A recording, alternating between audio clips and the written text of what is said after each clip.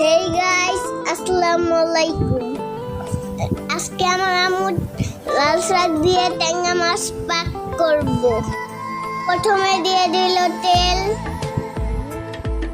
পেঁয়াজ, নাড়াচাড়া দিয়ে দিল, এরপর পানি দিয়ে দিল, আবার নাড়াচাড়া দিয়ে দিল, আদা বাটা দিয়ে দিল পরিমাণ মতন লবণ, দিয়ে দিল হলুদের গুঁড়ো, মরিচের গুঁড়ো, নাড়াচাড়া দিয়ে নিল,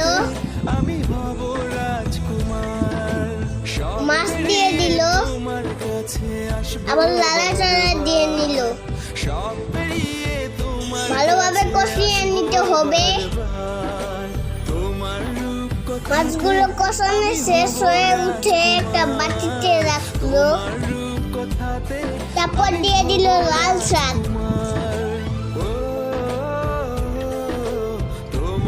লাল শাক দেওয়া শেষ, এবার দিয়ে দিল হালকা একটু পানি।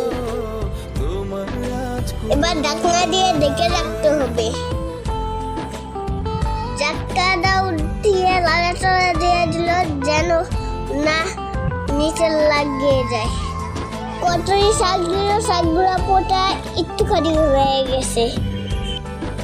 এবার দিয়ে দিল কাঁচামরিচ। গাইস, আবার এই পেস্টটি ফলো দিয়ে পাশে থাকুন।